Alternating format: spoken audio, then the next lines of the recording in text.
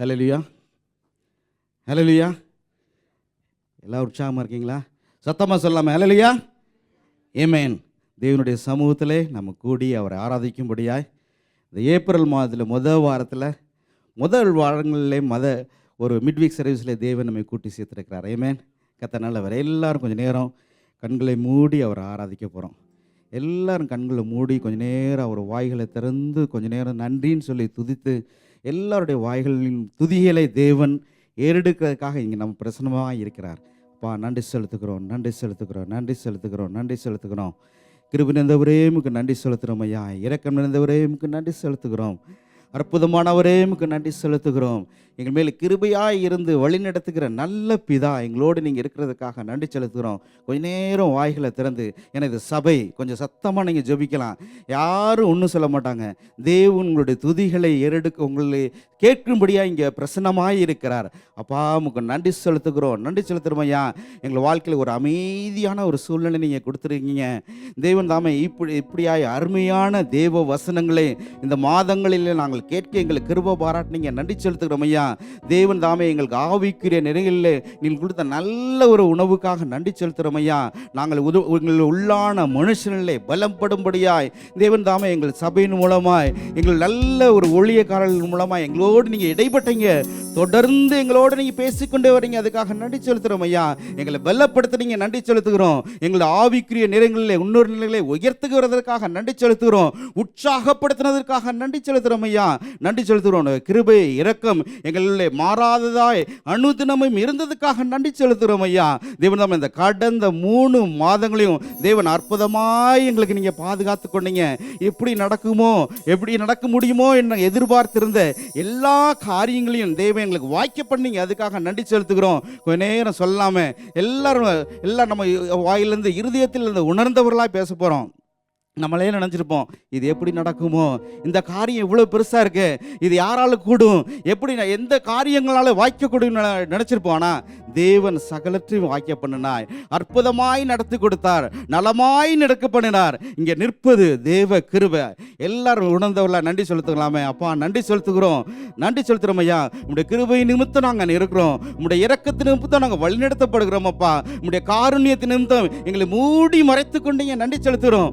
அணுகாதபடி எங்களுடைய சாத்தானங்களை மேற்கொள்ளாதபடி நீங்க பொறுப்படுத்திக் கொண்டீங்க. நன்றி செலுத்துகிறோம் ஐயா. அநேக ஏதுக்களை அனுதினம் எங்களுக்கு கொடுத்ததுக்காக நன்றி செலுத்துகிறோம் ஐயா. அலையாய் எங்களை தேவ கிருபை எங்களோட தாங்கினதற்காக நன்றி செலுத்துகிறோம் ஐயா. தேவ வார்த்தை எங்களோடு தொடர்ந்து நீங்க பேசுனீங்க, அதுக்காக நன்றி செலுத்துகிறோம் அப்பா.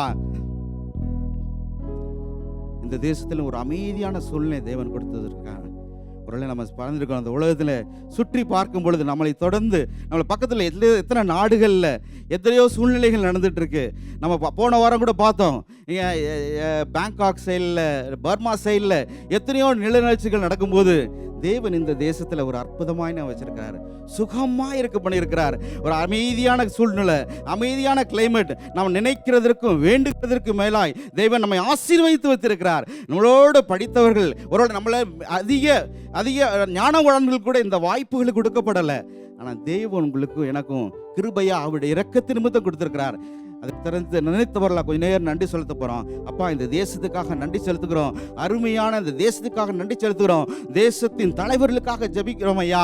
தேவன் தாமே அவர்கள் நியாயமாய் நடந்து கொள்கிறதுக்காக நன்றி செலுத்துகிறோம். இந்த தேசத்தை சுற்றி நீங்கள் உங்களுடைய பாதுகாப்பு எல்லை எங்கும் உங்களுடைய பாதுகாப்பு இருந்ததுக்காக நன்றி செலுத்துகிறோம். தேவன் தாமே போர் மேகங்கள் சூழ்ந்திருந்தாலும் தேவன் இந்த தேசத்தை நீங்கள் அமைதியாய் நடத்தி வந்தீங்க, அதுக்காக நன்றி செலுத்துகிறோம் ஐயா. எல்லா இயற்கை சீற்றங்களுக்கும் இம்மட்டுமாய் பாதுகாத்து கொண்டீங்க, நன்றி செலுத்துறோம் ஐயா. எங்கள் கையின் பிரயாசங்களை தேவன் தாமே ஆசீர்வதித்தீங்க. அந்த நன்மைகளை நாங்கள் அனுதினமும் நாங்கள் அனுபவிக்க எங்களுக்கு கொடுத்த கிருபைகளுக்காக நன்றி செலுத்துறோம் அப்பா.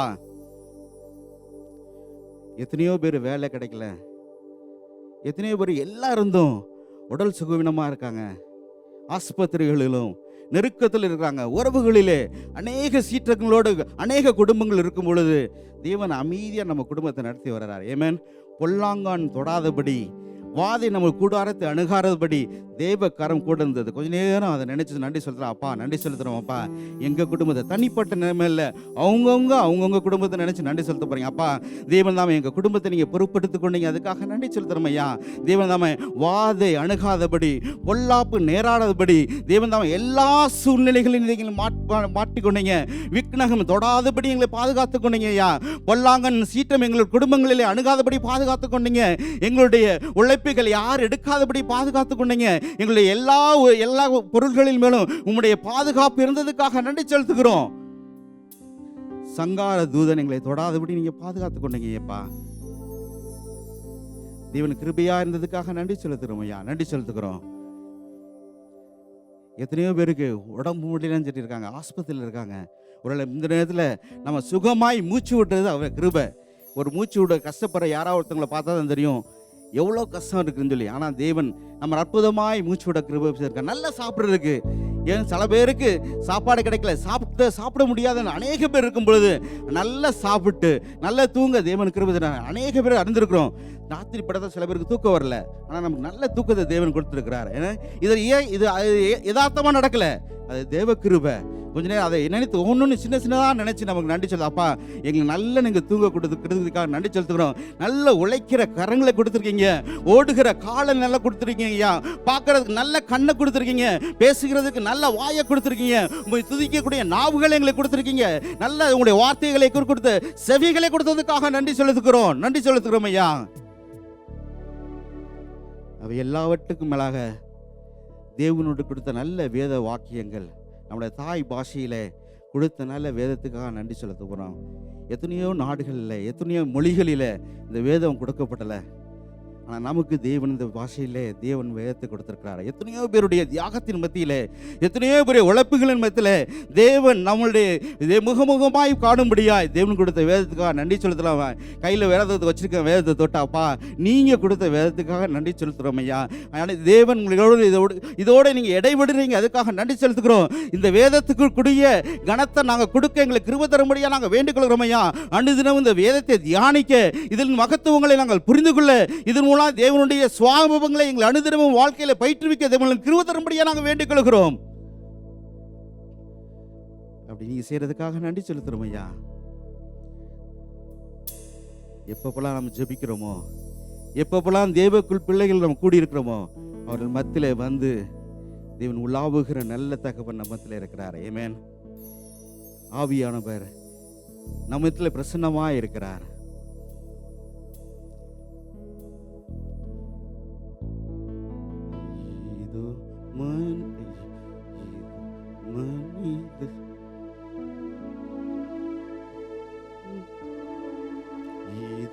மனிதர்கள் மத்தியில் வாசம் செய்பவரே,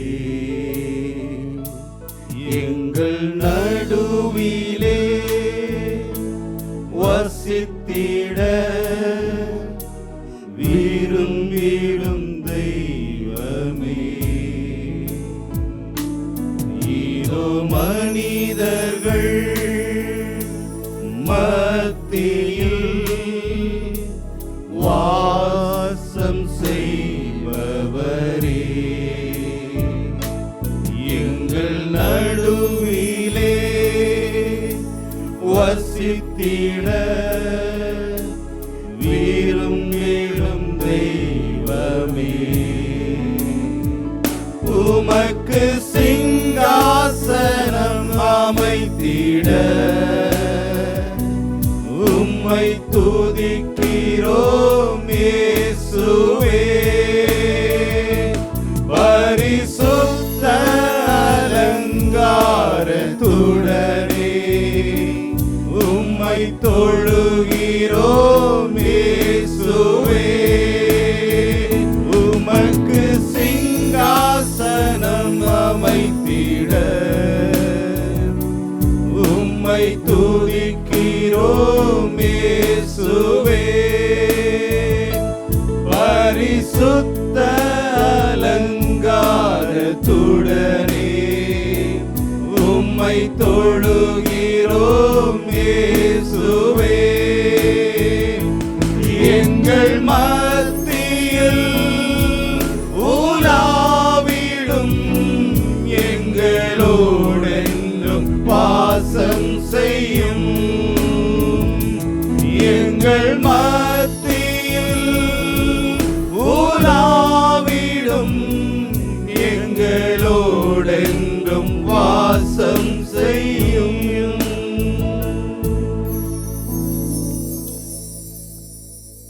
மனிதர்கள் மத்தியில் வாசம் பண்ணுகிற கர்த்தர் எங்கள் மத்தியில் வாங்கப்பா, எங்கள் மத்தியில் இறங்குங்க. எங்களை துதி ஆராதனை தேவனின் மேல் மகிமைப்படும்படியாக நாங்கள் வேண்டிக் கொள்கிறோம் ஐயா.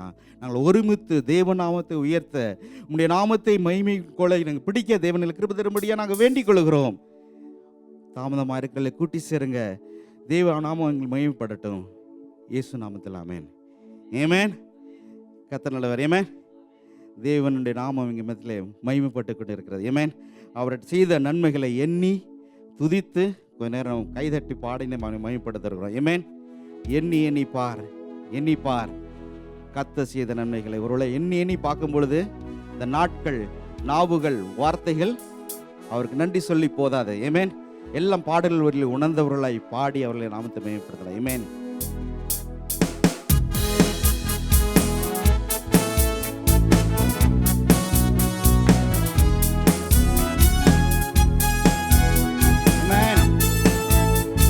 எல்லாரும் கரங்களை தட்டி பாடலாமே. எண்ணி எண்ணி பார், எண்ணி பார் எபினேசர் செய்த நன்மைகளை. எண்ணி எண்ணி பார், எண்ணி பார் எபினேசர் செய்த நன்மைகளை. நன்றி நன்றி நன்றி கோடி கோடி நன்றி பலிகள் செலுத்திடுவோம். நன்றி நன்றி நன்றி கோடி கோடி நன்றி பலிகள் செலுத்திடுவோம். எண்ணி எண்ணி பார், எண்ணி பார் எபினேசர் செய்த நன்மைகளை. தண்டிக்கப்பட்டார் நம் மன்னிப்படைய நீதிமானாக்கினாரே. நொறுக்கப்பட்டார் நம் மீட்படைய நித்திய ஜீவன் தந்தார். தண்டிக்கப்பட்டார் நம் மன்னிப்படைய நீதிமானாக்கினாரே. நொறுக்கப்பட்டார் நம் மீட்படைய நித்திய ஜீவன் தந்தார். நன்றி நன்றி நன்றி கோடி கோடி நன்றி பலிகள் செலுத்திடுவோம். நன்றி நன்றி நன்றி கோடி கோடி நன்றி பலிகள் செலுத்திடுவோம். எண்ணி எண்ணி பார், எண்ணி பார் எபினேசர் செய்த நன்மைகளை. காயப்பட்டால் நாம் சுகமாக நோய்கள் நீங்கியதே. சுமந்து கொண்டான் நம் பாடுகள் சுகமானும் தழும்புகளா. காயப்பட்டான் நம் சுகமாக நோய்கள் நீங்கியதே. சுமந்து கொண்டான் நம் பாடுகள் சுகமானும் தழும்புகளா. நன்றி நன்றி நன்றி கோடி கோடி நன்றி பலிகள் செலுத்திடுவோம். நன்றி நன்றி நன்றி கோடி கோடி நன்றி பலிகள் செலுத்திடுவோம். எண்ணி எண்ணி பார், எண்ணி பார் எபினேசர் செய்த நன்மைகளை. சாபமானா நம் சாபம் நீங்க மீட்டாரி சாபத்தினின்று. ஆபிரகாமின் ஆசீர்வாதங்கள் பெற்றுக்கொண்டும் சிலுவையிலான். சாபமானா நம் சாபம் நீங்க மீட்டாரி சாபத்தினின்று. ஆபிரகாமின் ஆசீர்வாதங்கள் பெற்றுக்கொண்டும் சிலுவையினார். நன்றி நன்றி நன்றி கோடி கோடி நன்றி பலிகள் செலுத்திடுவோம். நன்றி நன்றி நன்றி கோடி கோடி நன்றி பலிகள் செலுத்திடுவோம். எண்ணி எண்ணி பார் எண்ணி பார் எபினேசர் செய்த நன்மைகளை. எண்ணி எண்ணி பார்க்கும் பொழுது நம்முடைய இருதயம் நன்றியினாலே நிரம்பும். ஆமென். கண்கள் கண்ணீரினாலே நிரம்பும். அப்பா நன்றி செலுத்தலாம். அப்பா நன்றி செலுத்துறோம் ஐயா. நாங்கள் வாழ்ந்திருப்பது, சுகுத்திருப்பது, நலமாயிருப்பது நீர் கொடுத்த கிருபை, நீர் கொடுத்த போட்ட பிச்சை தேவன் உங்களுக்காக வளர்ந்துருக்கிறோம்ப்பா. நன்றி செலுத்துகிறோம். தேவன் இந்த உலகத்தில் நமக்கு செய்த எல்லா நன்மைகளை காட்டிலும் மிகப்பெரிய ஒரு நன்மை என்ன? நாம் தண்டிக்கப்பட வேண்டிய எல்லா சாபத்தையும் நம்முடைய பாவத்தின் நிமித்தமாய் வர வேண்டிய மரண ஆக்கினையை நம்மேல் சுமந்தவராய் சிலுவையிலே நமக்காய் எல்லாவற்றுக்கும் எல்லா விதமான தண்டனைக்குமான தீர்ப்புகளை அவர் தேர்ந்தெடுத்தார். இதுக்கான ஒரு வசனம் நான் வாசிக்கிறேன். நம்முடைய கலாத்தியர் 3ஆம் அதிகாரம் 13-14 நான் வாசிக்கிறேன். மரத்திலே தூக்கப்பட்ட எவனும் சபிக்கப்பட்டவன் எழுதியிருக்கிறபடி கிறிஸ்து நமக்காக சாபமாகி நியாயப்பிரமாணத்தின் சாபத்திற்கு நம்மை நீங்களாக்கி மீட்டு கொண்டார். முதலாவது சிலுவையில் அடிபட்டதன் முதல் நோக்கம் என்னன்னா, நியாயப்பிரமாணத்தின்படி நாம் பெற வேண்டிய தண்டனைகளை அவர் சுமந்து நாம் அதை தீர்த்தார். ரெண்டாவது என்னன்னா, ஆபிரகாமுக்கு உண்டான ஆசீர்வாதத்தை கிறிஸ்து இயேசுவினாலே கிறிஸ்துவினால் புறஜாதிகளுக்கு வரும்படிக்கு அப்படி அதுக்கு தொடர்ந்து வசனம் போது விசுவாசத்தினாலே புறஜாதியாலே நம்ம ஆபிரகாமின் ஆசீர்வாதத்தை சுதந்திரம் எடுக்கும்படி தேவன் சிலுவையிலே சாபத்தை தேர்ந்தெடுத்தார். ஆமென். அவர் இயேசு என்ற ஒரே நாமத்தினால தான் நமக்கு என்னது ரட்சிப்பு நடக்கிறது. அவர் ஒரே ஒரு நாமத்தினால தான் நமக்கு விடுதலை உண்டு. அதே ஒரே நாமத்தினால தான் எல்லா சாபத்துக்கும் பரிகாரம். அவர் ஒரே ஒரு நாமம் மட்டுமே, இயேசு என்ற நாமம் தான் எல்லா நாமங்களுக்கும் மேலான ஒரு நாமம். அந்த நாமத்தை உயர்த்தி பிடித்தவர்களாய் பாடி அவர் நாமத்தை மகிமைப்படுத்துறோம். ஆமென்.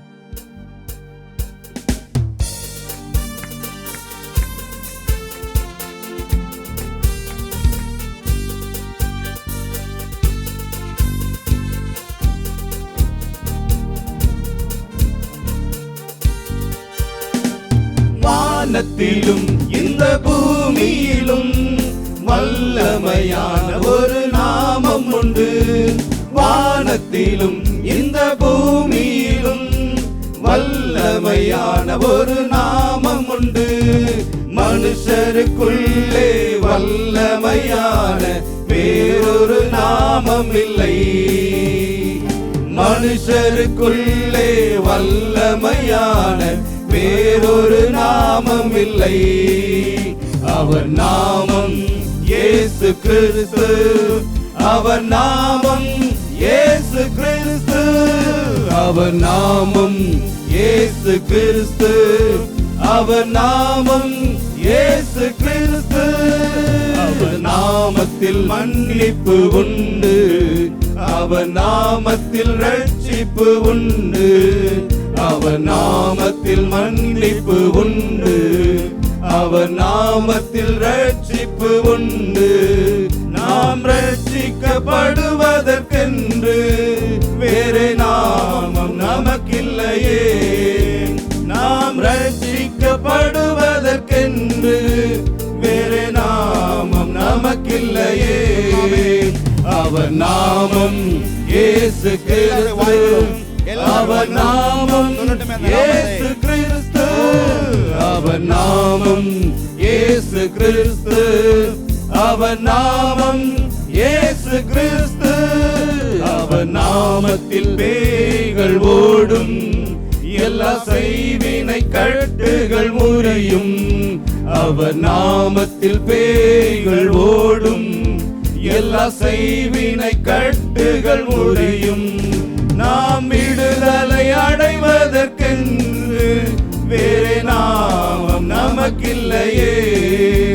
நாம் விடுதலை அடைவதற்கென்று வேறு நாமம் நமக்கில்லையே. அவர் நாமம் இயேசு கிறிஸ்து. அவர் நாமம் இயேசு கிறிஸ்து. அவர் நாமம் இயேசு கிறிஸ்து, அவர் நாமம் இயேசு கிறிஸ்து. அவர் நாமத்தில் அற்புதம் நடக்கும், தீமையானாலும் நன்மையாய் மாறும். அவர் நாமத்தில் அற்புதம் நடக்கும், தீமையானாலும் நன்மையாய் மாறும்.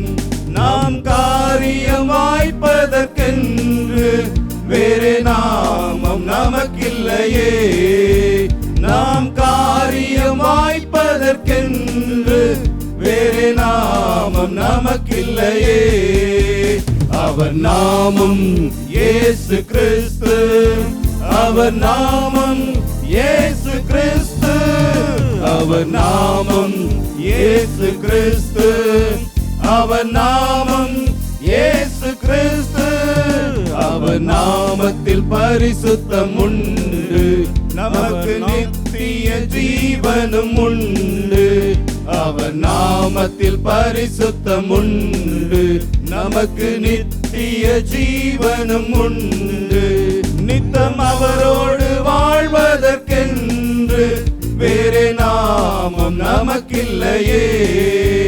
நித்தம் அவரோடு வாழ்வதற்கென்று வேறு நாமம் நமக்கில்லையே. அவர் நாமம் இயேசு கிறிஸ்து, அவர் நாமம் இயேசு கிறிஸ்து, அவர் நாமம் இயேசு கிறிஸ்து, அவர் நாமம் இயேசு கிறிஸ்து. வானத்திலும் இந்த பூமியிலும் வல்லமையான ஒரு நாமம் உண்டு. வானத்திலும் இந்த பூமியிலும் வல்லமையான ஒரு நாமம் உண்டு. மனுஷருக்குள்ளே வல்லமையான இயேசுவின் நாமம் இல்லை.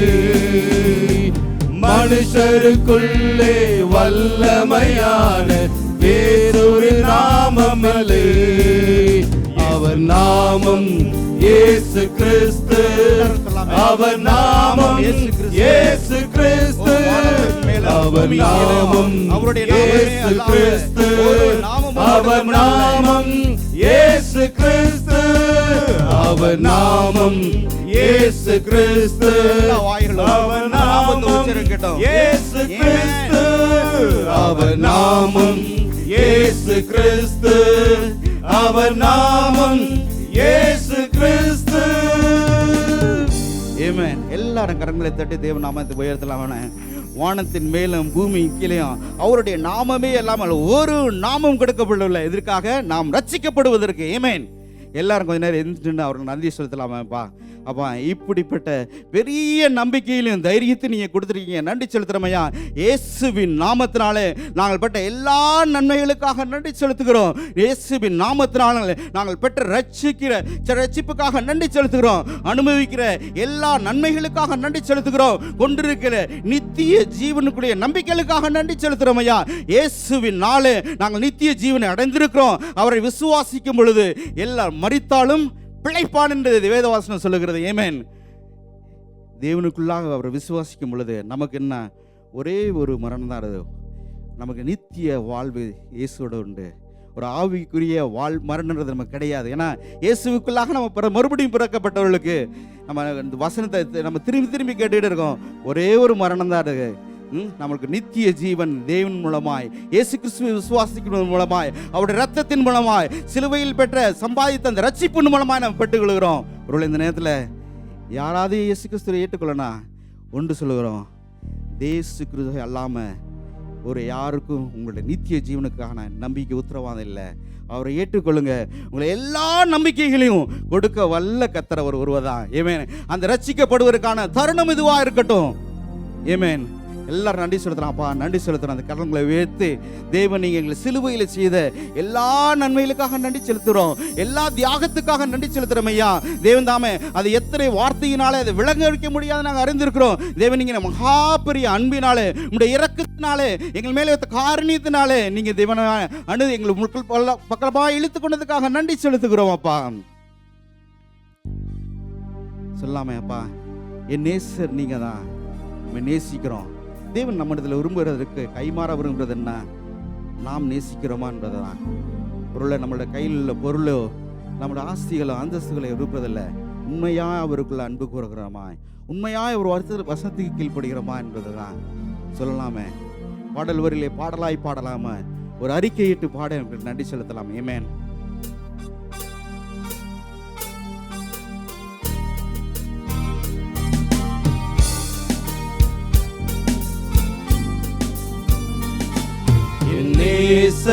நீதானையா, நேசிக்கின்றேன் உம்மை தானையா.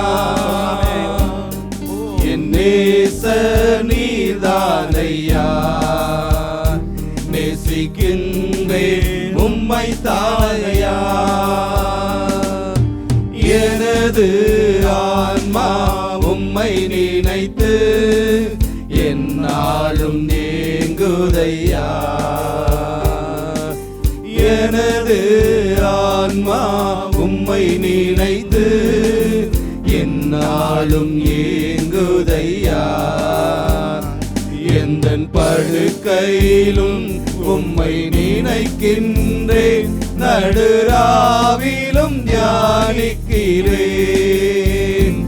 எந்தன் படுக்கையிலும் உம்மை நினைக்கின்றேன், நடுராவிலும் தியானிக்கிறேன். என் நேச நீர்தானையா, நேசிக்கின்றேன் உம்மை தானையா. உமது இரத்தத்தால் என்னை மீட்டி நன்றி ஏசையா.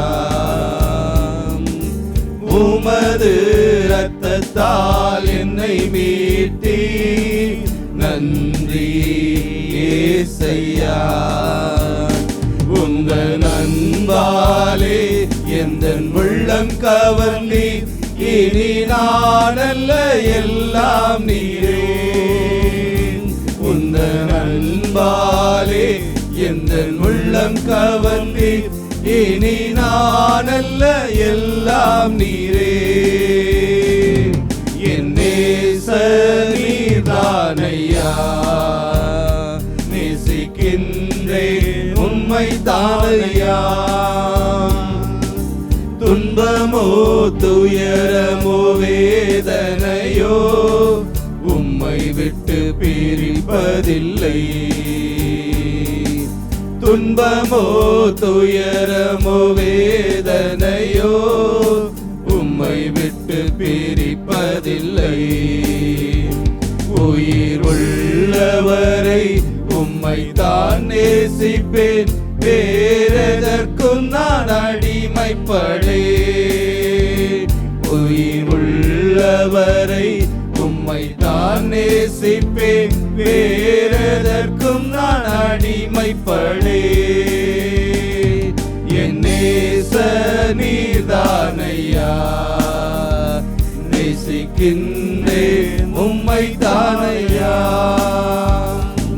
என் நேச நீர்தானையா, நேசிக்கின்றேன் உம்மை தானையா. நேரம் எல்லாரும் தனிப்பட்ட நன்மையில் அவர் நன்றி செலுத்த போகிறோம். பாடல் வேண்மட்டில் உண்மையாய் நேசிக்கிறோம் ஐயா. துன்பமோ துயரமோ வியாதியோ வறுமையோ ஒரு பணமோ புகழோ புகழ்ச்சி இன்மையோ தேவன் எது இருந்தாலும் உண்மை நேசிப்பேன். எல்லாரும் வாய்களை திறந்து கொஞ்சம் நேரம் அறிக்கை செல்லாமே, கொஞ்ச நேரம் தேவனை மகிமைப்படுத்துகிற நேரம், அவரோடு ஒப்புரவாக நேரம், எல்லாருடைய வாய்களை நேரம் கொஞ்சம் திறக்கட்டாப்பா. துதிக்கிறோமாப்பா, நாங்கள் உண்மை நேசிக்கிறோம். எங்கள் உயிருள்ள வர தேவன் எங்களுக்கு இந்த உடம்புல உயிர் இருக்கிற வரையும் உங்களுக்கு உண்மையாக இருப்போமப்பா. உங்களுக்கு இருக்க எங்களுக்கு கிருபை தரும்படியாக நாங்கள் வேண்டிக் கொள்கிறோம் ஐயா. எங்களுடைய துன்பமோ துயரமோ நோய்களோ வியாதிகளோ வந்தாலும் எல்லாவற்றுக்கும் மேலாக உண்மை நேசிக்க எங்களை கிருபை தரும்படியாக நாங்கள் வேண்டிக் கொள்கிறோம் ஐயா. உங்களுடைய சித்தத்தை அறிந்து அதற்காய் செயல்பட எங்களை கிருபை தரும்படியாக நாங்கள் வேண்டிக் கொள்கிறோமப்பா. எங்களுக்காய் உடைய சொந்த குமாரன் என்று பாராமல் ஜீவன் மட்டும் கொடுத்து உடம்புல எல்லா சொட்டுகளும் ரத்தங்களும் சிலுவையில் சிந்தி எங்களை மீட்டு கொண்டீங்க. உங்களுக்கு என்னத்தை கொடுப்போம்ப்பா? எங்களுக்கு உயிருள்ள வரை உங்களுக்கு உண்மையாக இருக்க எங்களுக்கு கிருபை செய்யுங்க. எங்களை எது செய்தாலும் உம்மை மகிமைப்படுத்த எங்களுக்கு கிருபை பாராட்டுங்க. மகிமை உமக்கன்றோ, மாட்சிமை உமக்கன்றோ, மகிமை உமக்கன்றோ, மாட்சிமை உமக்கன்றோ, துதியும் புகழும் ஸ்தோத்திரமும் தூயவர் உமக்கன்றோ, துதியும் புகழும் ஸ்தோத்திரமும் தூயவர் உமக்கன்றோ. ஆராதனை எல்லாரும் சொல்லாமே அப்பா. ஆராதனை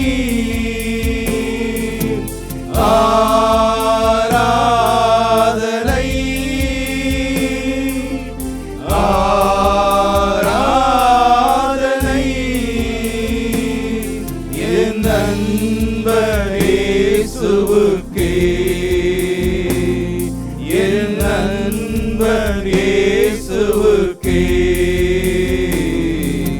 மகிமை உமக்கன்றோ, விலையேற பெற்ற உம் இரத்தத்தால் விடுதலை கொடுத்தீர், விலையேற பெற்ற உம் இரத்தத்தால் விடுதலை கொடுத்தீர், ராஜாக்களாக லேவியராக உமக்கென தெரிந்து கொண்டீர், ராஜாக்களாக லேவியராக உமக்கென தெரிந்து கொண்டீர். ஆராதனை ஆராதனை தேவனுக்கு உம்முடைய மகத்துவத்தை செலுத்துறோம் அப்பா. ஆராதனை ஆராதனை என் நண்பர் இயேசுவுக்கே, என் நண்பர் இயேசுவுக்கே மகிமை உமக்கன்றோ.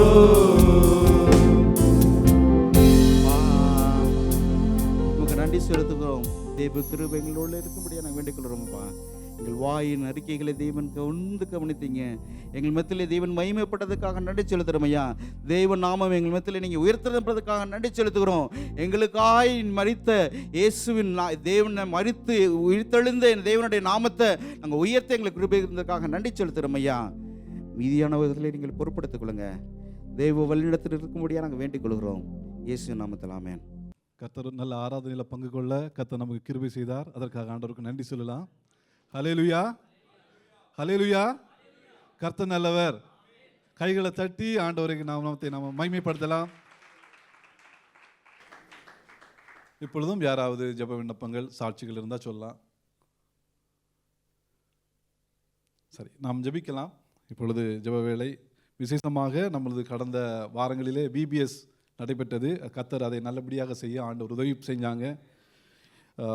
சங்கீதம் 127:4-5 படி, இதோ பிள்ளைகள் கர்த்தரால் வரும் சுதந்திரம், கற்பத்தின் கனி அவரால் கிடைக்கும் பலன், வால வயதின் குமாரர் பலவான் கையில் உள்ள அம்புகளுக்கு ஒப்பாய் இருக்கிறார்கள். ஹல்லேலூயா.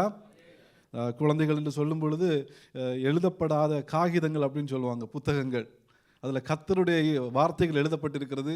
அதை சாத்தான் பறிக்காதபடிக்கு நம்ம எல்லாரும் அழுகையோடு ஜெபம் பண்ணணும். ஏசப்பா நம்ம சிலுவையில் அறைய கொண்டு போகும்போது கூட பெண்கள் வந்து அழும்போது, எனக்காக அழ வேண்டாம், உங்கள் குழந்தைகளுக்காக அழுங்கன்னு சொன்னாங்க. நம்ம அழுது ஜெபம் பண்ணுவோம். இந்த நேரத்தில் கர்த்தருடைய வார்த்தை குழந்தைகளின் இதயத்தில் காத்து கொள்ளும்படியாகவும், அபிஷேகம் பெற்ற குழந்தைகள் கர்த்தருக்காக எழுந்து பிரகாசிக்க வேண்டி, குழந்தைகள் வருங்காலங்களில் ஊழியக்காரர்களாக, மிஷனரிகளுக்காக தீர்க்கதரிசிகளாக எழும்ப வேண்டி நாம் ஜெபம் பண்ணலாம். இந்த இடத்துல நடத்தி தந்த ஒவ்வொரு பிள்ளைகளையும், அதுக்கு உதவி செய்த ஒவ்வொருத்தரையும் கர்த்தர் ஆசீர்வதிக்கும்படியாக ஜெபிக்கலாம். இரண்டாவது, நடக்கிறதுக்கு ஆண்டவர் உதவி பண்ணியிருந்தாங்க. அதற்காக நாம்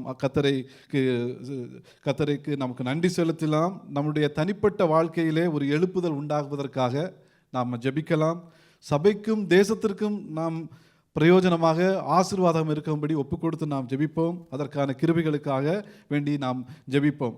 விசேஷமாக நம்முடைய தனிப்பட்ட உள்ள எழுப்புதலுக்காக யோனா 4:10, அதற்கு கர்த்தர், நீ பிரயாசப்படாததும் நீ வளர்க்காததும் ஒரு ராத்திரியிலே முளைத்தும் ஒரு ராத்திரியிலே அழிந்து போனதுமான ஆமணக்குக்காக பரிதபிக்கிறாயே, வலதுகைக்கும் இடதுகைக்கும் வித்தியாசம் அறியாத 120,000 பேருக்கு அதிகமான மனுஷரும் அநேக மிருக ஜீவன்களும் இருக்கிற நகரமாகிய நினிவேக்காக நான் பரிதபியாமல் இருப்பேனோ என்றார். இந்த ஏக்கங்கள் நம்முடைய ஒவ்வொருடைய இருதயத்தில் வரும்படியாக நாம் ஒப்பு கொடுத்து ஜெபிப்போம். ஹல்லேலூயா. என்னோட சேர்ந்து எல்லாரும் ஜெபம் பண்ணுங்க. கண்களை மூடி நம்முடைய வாய்களை திறந்து இருதயங்கள் திறக்கப்படுவதாக. ஹல்லேலூயா. நன்றியோடு உம்மை துதிக்கிறோம் ஆண்டவரே, சர்வ வல்லவரே, மகா பரிசுத்தரே, உம்மை நன்றியோடு நாங்கள் துதிக்கிறோம். சபையாக நாங்கள் கூடி வந்திருக்கிறோம்ப்பா. ஆண்டவரே, எங்கு 2-3 பேர் என் நாமத்தினால் கூடுவார்களோ அங்கு நான் இருப்பேன் என்று சொன்ன கர்த்தர், நாங்கள் சபையாய் கூட ஆண்டவரே நீர் எங்கள் மத்தியில் இருக்கிறதற்காக நாங்கள் நன்றி செலுத்துகிறோம். ஆண்டவரே, தயவு செய்து உங்களுடைய வாய்கள் திறக்கப்படட்டும், இருதயங்கள் திறக்கப்படட்டும். ஹல்லேலூயா. வாய்களை திறந்து ஆண்டவர்கிட்ட ஜெபிப்போம். நல்ல ஆண்டவரே, இந்த VBS கர்த்தர் நல்லபடியாக நடத்தி தந்ததுக்காக நன்றி ஆண்டவரே. எங்களுடைய பிள்ளைகளுடைய இருதயங்களை நீர் தொட்டதற்காக நன்றி ஆண்டவரே. உம்முடைய இருதயங்களின் ஆண்டவரே, பிள்ளைகளுடைய இருதயங்களை உம்முடைய வார்த்தைகள் எழுதப்பட்டிருக்கிறதப்பா. இதை பிசாசு பிடுங்கி விடாதபடிக்கு ஆண்டவரே, பிசாசு அழித்து விடாதபடிக்கு இயேசுவின் இரத்த கோட்டைக்குள்ள நாங்க மறைத்து தருகிறோம் ஆண்டவரே. இந்த அபிஷேகப்பட்ட பிள்ளைகள் ஆண்டவரே, வருங்காலங்களில் உமக்காக ஆண்டவரே அப்பா ஓடுகிற பிள்ளைகளாக, உமக்காக பிரகாசிக்கிற பிள்ளைகளாக, மிஷனரிகளாக ஆண்டவரே, தகப்பனே, ஊழியர்களாக ஆண்டவரே, பிள்ளைகளை நீங்க நிறுத்தும்படியாக ஜெபிக்கிறோம். வருங்காலங்களில் வருகிற பொல்லாத காலங்களில் தேவ கிருபை ஆண்டவரே பிள்ளைகளை காத்துக் கொள்ளும்படியாக நாங்கள் ஜெபிக்கிறோம் ஆண்டவரே. இயேசுவின் இரத்த கோட்டைக்குள்ள நாங்கள் மறைத்து தருகிறோம் அப்பா. எங்கள் பிள்ளைகளுக்கு விரோதமாக கிரியை செய்கிற வானமண்டலங்களில் பொல்லாதாவுடைய கிரியைகள் இயேசுவின் நாமத்தினால செயலற்று போகும்படியாக ஜெபிக்கிறோம் ஆண்டவரே. ஹல்லேலூயா. கர்த்தர், நீங்க பெரிய காரியங்கள் செய்ய போற கிருபைக்காக நன்றி செலுத்துகிறோம். இந்த வேளையிலும் கர்த்தாவே, அதை நடத்துவதற்கு உதவி செய்த ஒவ்வொரு பிள்ளைகளை, அதை முன்னின்று நடத்தின பிள்ளைகள் ஆண்டவரே அப்பா, வாலண்டியர்ஸ் ஆண்டவரே, எல்லா இதுலையும் உதவி செய்த ஒவ்வொரு பிள்ளைகளையும் குடும்பங்களையும் கர்த்தர் நீர் ஆசீர்வதிக்கும்படியாக நாங்கள் ஜெபிக்கிறோம். கர்த்தர் பெரிய காரியங்களை செய்ய போவதற்காக நன்றி ஆண்டவரே. நன்றி ஆண்டவரே. நாங்கள் ஆண்டவரே சபைகளிலும் ஆண்டவரே விசேஷ கூட்டங்களிலும் உடைய வார்த்தைகளை கேட்டு இருக்கிறோம் அப்பா. ஆண்டவரே, இது 30, 100, 60 ஆண்டவரே கனிதர கர்த்தர் கிருபை செய்யும்படியாக ஜெபிக்கிறோம் ஆண்டவரே. பிசாசு இந்த வார்த்தைகளை எங்களுடைய இருதயத்திலிருந்து எடுத்து விடாதபடிக்கு ஆண்டவரே, ஆண்டவரே வலதுகைக்கும் இடதுகைக்கும் வித்தியாசம் தெரியாத ஜனங்கள் எங்களை சூழ்ந்து இருக்கிறார்கள் ஆண்டவரே. அவர்கள் மேல ஆண்டவரே ஒரு கரிசனை உண்டாகும்படியாக ஆண்டவரே, எங்களுக்கு ஒரு பாரம் உண்டாக ஆண்டவரே, நாங்கள் சபையோடு இணைந்து ஆண்டவரே அப்பா ஸ்தோத்திரம் செயல்பட ஆண்டவரே அப்பா, நாங்கள் ஒவ்வொரு எங்களுடைய ஆண்டவரே ஸ்தோத்திரம் ஸ்தோத்திரம் ஸ்தோத்திரம் ஒரு ஸ்டெப் கூட நாங்கள் எடுத்து வைக்க கர்த்தருக்காக எழுந்து பிரகாசிக்க ஆண்டவர் எங்களுக்கு உதவி செய்யும்படியாக நாங்கள் ஜெபிக்கிறோம் ஆண்டவரே. கிருபை தாங்க ஆண்டவரே, கிருபை தாங்க ஆண்டவரே. எங்க வாழ்க்கையின் போராட்டத்தில் நாங்க மறந்து போறோம் ஆண்டவரே. எங்க வாழ்க்கை சூதாட்டத்தில் நாங்க தொலைஞ்சு போறோம் ஆண்டவரே. எங்களுக்கு உதவி செய்யுங்கப்பா. சின்ன சின்ன எக்ஸ்கியூஸ் ஒன்றும் சொல்லாம ஆண்டவரே, உமக்காக ஒரு பிரயாசத்தை நீங்கள் எங்களுக்காக தியாகமாய் உங்களுடைய ஜீவனையே விட்டீரப்பா. ஒரு வாரத்தில் ஒரு நாளை நாங்கள் ஆண்டவரே, ஒரு வாரத்தில் ஒரு நாளில் அட்லீஸ்ட் ஒரு 2-3 மணிக்கூறாவது உமக்காக நாங்கள் செலவிடணும் ஆண்டவரே. ஆத்துமாக்களுக்காக ஓடணும். அந்த பாரத்தை எங்களுக்கு தரும்படியாக கிருபை செய்யும்படியாக நாங்கள் ஒப்பு கொடுத்து ஜெபிக்கிறோம். இயேசுவின் நாமத்தில் ஜெபிக்கிறோம் நல்ல பிதாவே, ஆமீன். ஹல்லேலூயா. கர்த்தர் பெரிய காரியங்களை செய்ய போறதுக்காக நன்றி செலுத்துவோம். கைகளை தட்டி நம்ம ஆண்டவருக்கு நன்றி சொல்லலாம். ஆமென். முக்கியமாக நாம் இப்பொழுது நம்முடைய சபைகளுக்காக நம்ம ஜெபிக்க வேண்டிய நேரம். நம் சகோதரர்களுக்காக நாம் எல்லோரும் இணைந்து நம்ம ஜெபிப்போம். நல்ல ஆண்டவரே, உம்மை நன்றியோடு துதிக்கிறோம் தகப்பனே. ஆண்டவரே, கர்த்தர் கிருபையாக இந்த தேசத்தில் எங்களுக்கு இந்த சபையை தந்திருக்கீங்கப்பா. ஆண்டவரே எங்கள் போதகர்களுக்காக நன்றி செலுத்துகிறோம் ஆண்டவரே. எங்கள் ஆவிக்குரிய தகப்பன்மார்களுக்காக நன்றி செலுத்துகிறோம் அப்பா. ஆண்டவரே ஸ்தோத்திரம் ஸ்தோத்திரம் ஸ்தோத்திரம் ஆண்டவரே. அப்பா பாஸ்டர் இம்மானுவேலும் ஆண்டவரே ஆண்டிக்காக ஜெபிக்கிறோம். ஆண்டவரே பாஸ்டர் பால்சாமியும் ஆண்டிக்காக ஜெபிக்கிறோம். பாஸ்டர் ஆண்ட்ரு குடும்பத்துக்காக நாங்கள் ஜெபிக்கிறோம். எங்களுடைய ஆண்டவரே மூப்பர்களுக்காக குடும்பங்களுக்காக ஜெபிக்கிறோம். முன்னின்று ஊழியம் செய்கிற பிள்ளைகளுக்காக ஜெபிக்கிறோம். சபையில் நடக்கக்கூடிய ஒவ்வொரு ஊழியத்துக்காக நாங்கள் ஜெபிக்கிறோம் ஆண்டவரே. எல்லாரும் வாய்களை திறந்து ஆண்டவரே ஆண்டவரே இந்த தேசத்தில் நாங்கள் ஆண்டவரே சமாதானமாக வாழும்படி ஆண்டவரே வழி இதுவே என்று எங்களுக்கு போஷித்து நடக்கும்படி எங்களுக்கு இப்படி ஒரு நல்ல சபையை தந்தீங்களப்பா. உமக்கு நாங்கள் நன்றி செலுத்துகிறோம் ஆண்டவரே. இந்த சபையை நீங்கள் ஆசீர்வதிங்க.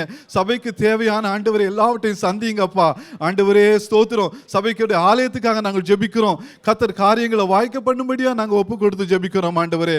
சபையில் நடக்கிற ஒவ்வொரு ஊழியங்களையும் ஒப்பு கொடுத்து ஜெபிக்கிறோம் அப்பா. உமக்கு நன்றி செலுத்துகிறோம் ஆண்டவரே.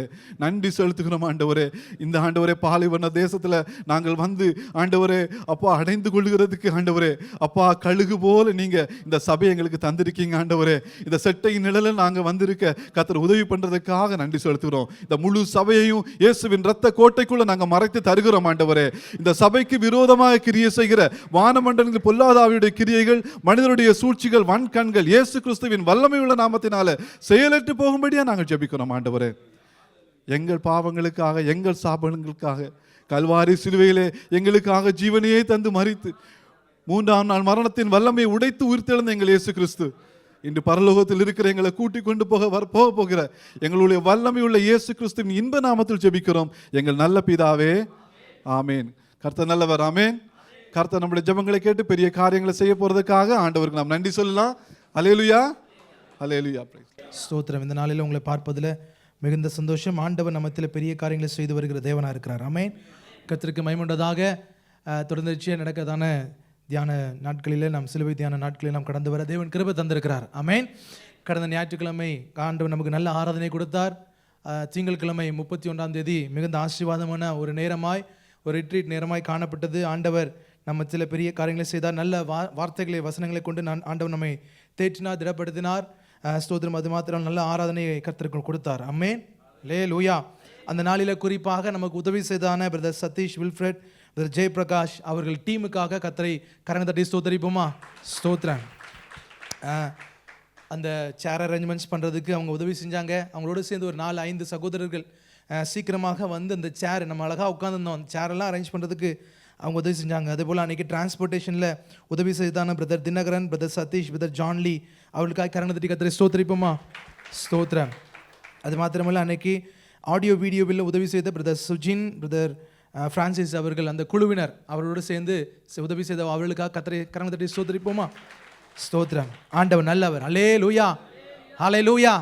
ஏன்னா ஸ்தோத்திரம். சில நேரத்தில் நம்ம உடன் வேலை செய்கிறவர்களை ரெக்கக்னைஸ் பண்ணும்போது அது ரொம்ப சந்தோஷமாக இருக்கும், ஆசீர்வாதமாக இருக்கும்.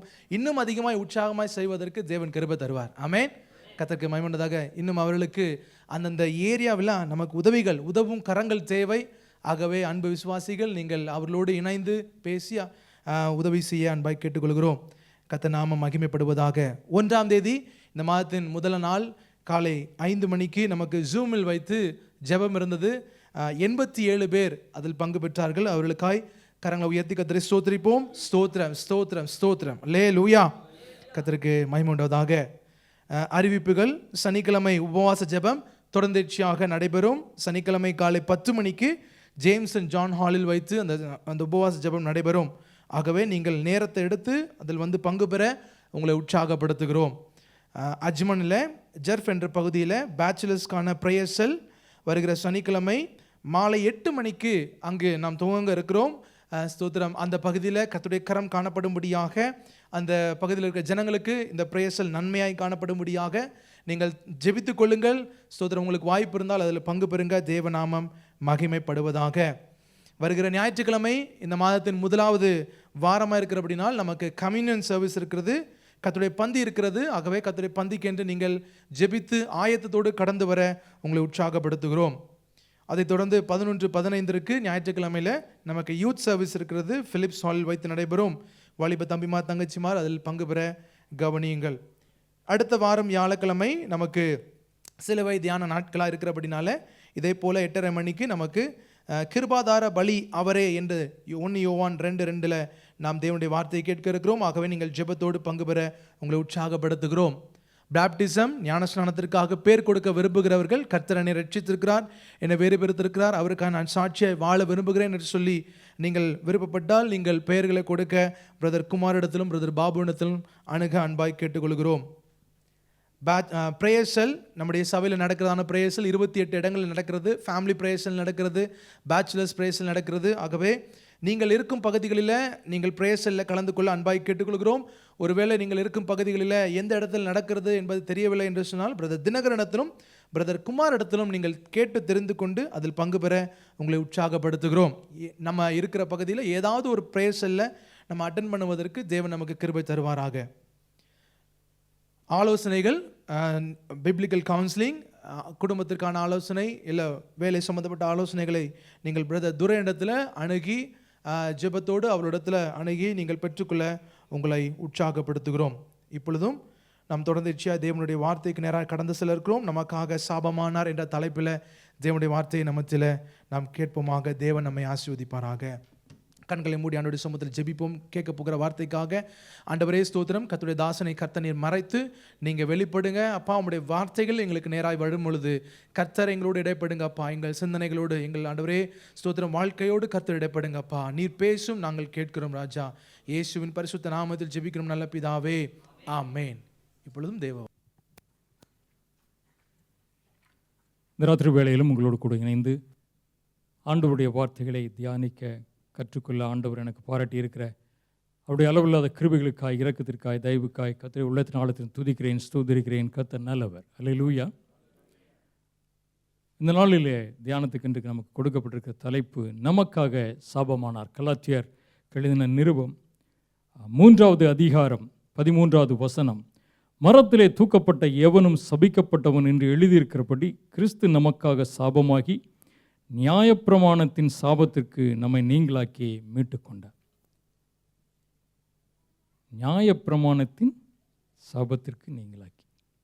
நன்றாய் கவனித்து பாருங்கள், சாபம் எங்கே இருந்து வருகிறது என்று நிறைய கேள்விகள் நமக்குள்ளே எழும். அநேக வேளைகளிலே இக்கட்டான சூழ்நிலை கடந்து போகிற பொழுது, அல்லது ஏன் இது நம்முடைய வாழ்க்கையில் நடக்கிறது, ஒருவேளை சாபமாக இருக்குமோ, அல்லது குடும்பத்தில் அநேக காரியங்கள் சரியாக நடக்காத பொழுது, அநேக கேள்விகள் எழுகிற பொழுது நமக்குள்ளே வருகிற அநேக காரியங்களிலே ஒருவேளை இது சாபம் என்று அநேக முறை கேள்விப்படுகிறோம் அல்லது நாம் நினைத்துக் கொள்கிறோம். ஆனால் வேதம் கொஞ்சம் வித்தியாசமாய் சொல்லுகிறது. காரணங்கள் என்ன, நாமாய் அது வருவித்து கொண்டோம். நன்றாக கவனித்து பாருங்கள். ஆண்டவர் ஆதாமை உண்டாக்கினார். ஆதாமை ஏவலை சிரித்த பிற்பாடு அவர்கள் ஆண்டவருடைய சத்தத்திற்கு செவி சாய்க்காமல் சாத்தானுடைய சத்தத்துக்கு செவி சாய்த்து போன பொழுது கூட ஆண்டவர் ஆதாமை சபிக்கவில்லை. அது நிமித்தம் அவர் பூமியை சபித்தார்.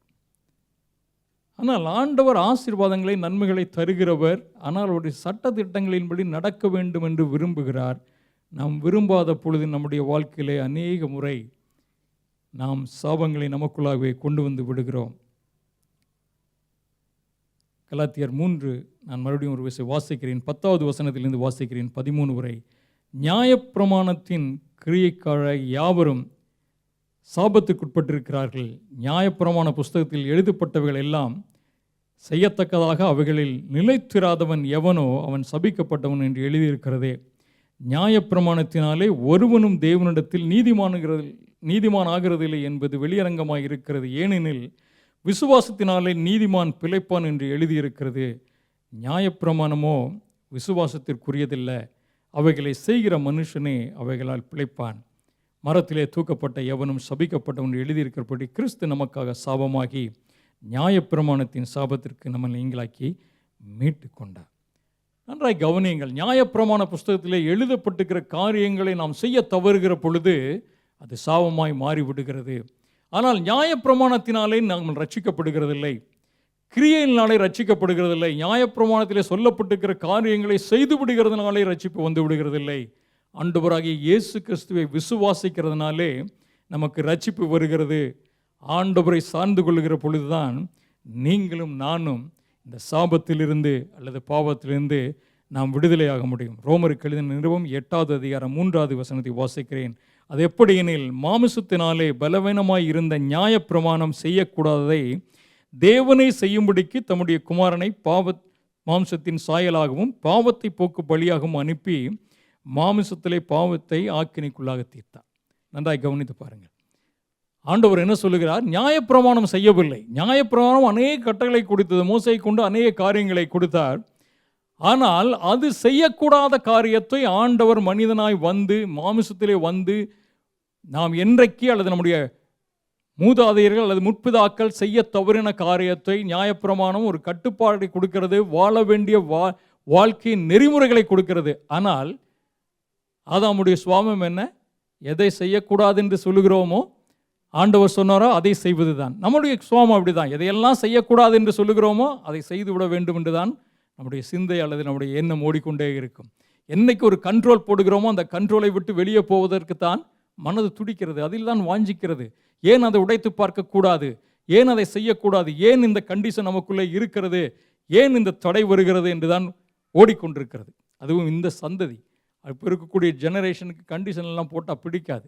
ஏன்னா எதையும் செய்து பார்த்து விட வேண்டும் என்கிற ஒரு நோக்கத்தில் இருக்கிறது. ஏன்னால் அறிவியல் வளர்ச்சி, அவருடைய ஞானம் எல்லாம் வளர்ந்து கொண்டே போய் கொண்டிருக்கிற பொழுது கட்டுப்பாட்டுக்குள் அல்லது ஒரு வேலிக்குள், ஒரு அடைப்புக்குள் அவர்கள் இருக்க விரும்புகிறதில்லை. அப்படிதான் நியாயப்பிரமாணத்தின் இந்த கட்டுப்பாட்டை விட்டு வெளியே போனார்கள். அப்படி போகிற பொழுதுதான் எல்லாம் நடந்தது. ஆனால் வேதம் சொல்லுகிற காரியத்திலே நாம் நிலைத்திருக்காவிட்டால் சாபம் நம்முடைய வாழ்க்கைக்குள்ளே வந்து விடுகிறது. உபாகமம் 21வது அதிகாரம் 22, 23 வசனங்களை வாசிக்கிறேன்.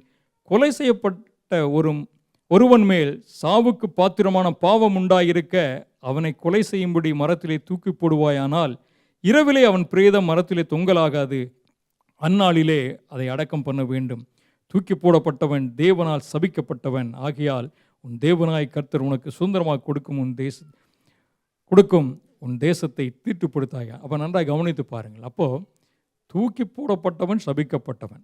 காரணம், கொலை செய்ய போகிறனா இருந்தாலும் சரி, அப்படின்றதான் மரண தண்டனைக்கு பார்த்துறான். அப்போது சாபத்தை வருவித்துக் கொள்கிறவனுக்கு கொடுக்கப்பட வேண்டிய ஒரு தண்டனை மரண தண்டனை. அது கல்லெறிந்து கொள்வார்கள் மோசையின் காலத்திலே. அப்படி இல்லாவிட்டால் தூக்கிலே போடுவார்கள், அது மரத்தை தூக்குவார்கள். சிலுவை என்பது நீங்களும் நானும் பார்க்கிற சிலுவை ரோமர் காலத்திலே வந்த பொழுது அது கிராஸாய் மாறினது. அது ஒரு இண்டுக்குறி போல கூட இருக்கும், அல்லது நேராய் மரத்திலே வைக்கப்பட்ட மாதிரி இருக்கும். அது அப்படியே கொஞ்சம் கொஞ்சமாக மாறி மாறித்தான் அது இந்த ஒரு சேஃபுக்கு வந்தது. அப்படி இருக்கிற பொழுது ஆனால் மரத்திலே தூக்கி போடப்பட்டவன் சபிக்கப்பட்டவன் சொல்லப்படுகிறது. ஆண்டவராய் இயேசு கிறிஸ்து பாருங்கள், அவர் பாவம் அறியாதவர், பரிசுத்தர், பாவத்தை காணாத சுத்த கன்னர்.